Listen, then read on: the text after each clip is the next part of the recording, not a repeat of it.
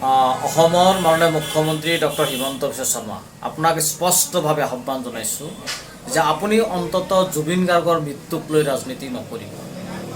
যদি সঁচাকৈ আপুনি জুবিন গাৰ্গ ডাঙৰীয়াক ভাল পাইছিলে, ভাল পায়, তেতিয়াহ'লে আপুনি ৰাজনীতি নকৰিব। জুবিন গাৰ্গ মৃত্যু হোৱাৰ লগে লগে অসমৰ সৰ্বতো ৰাইজে তেখেতসকলে ৰাজপথলৈ ওলাই আহিছে, ক্ষোভ প্ৰকাশ কৰিছে আৰু প্ৰতিবাদ সাব্যস্ত কৰিছে আৰু স্পষ্টভাৱে আহ্বান জনাইছে মাননীয় মুখ্যমন্ত্ৰী ডক্টৰ হিমন্ত বিশ্ব শৰ্মালৈ যে জুবিন গাৰ্গৰ মৃত্যু ৰহস্যজনক মৃত্যু আৰু তেখেতক হত্যা কৰা হৈছে, পৰিকল্পিতভাৱে হত্যা কৰা হৈছে আৰু ইয়াতে নেগলিজেঞ্চ আছে। আৰু এই কথাবিলাক লাহে লাহে আজি প্ৰকাশ পালে যে জুবিন গাৰ্গ ডাঙৰীয়াক হত্যা কৰা হৈছে, পৰিকল্পিতভাৱে হত্যা কৰা হৈছে। এই কথাবিলাক ইতিমধ্যে প্ৰকাশ পাইছে। আজি শেষ মুহূৰ্তত মুখ্যমন্ত্ৰী ডাঙৰীয়াই এটা বিশেষ শব্দ উল্লেখ কৰি ৰাজনীতি কৰিব বিচৰা হৈছে, এনেকুৱা এটা দৃষ্টিগোচৰ হৈছে আমাৰ।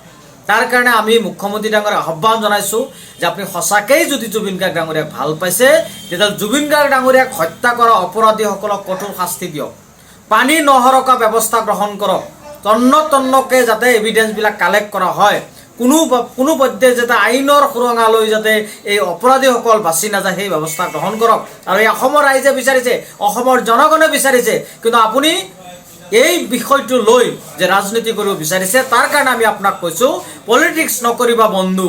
এই কথাটো জুবিন গাৰ্গ ডাঙৰীয়াই কৈছিলে আৰু এই কথাটো লৈয়ে আপোনাক আমি আহ্বান জনাইছোঁ যে পলিটিক্স নকৰিব।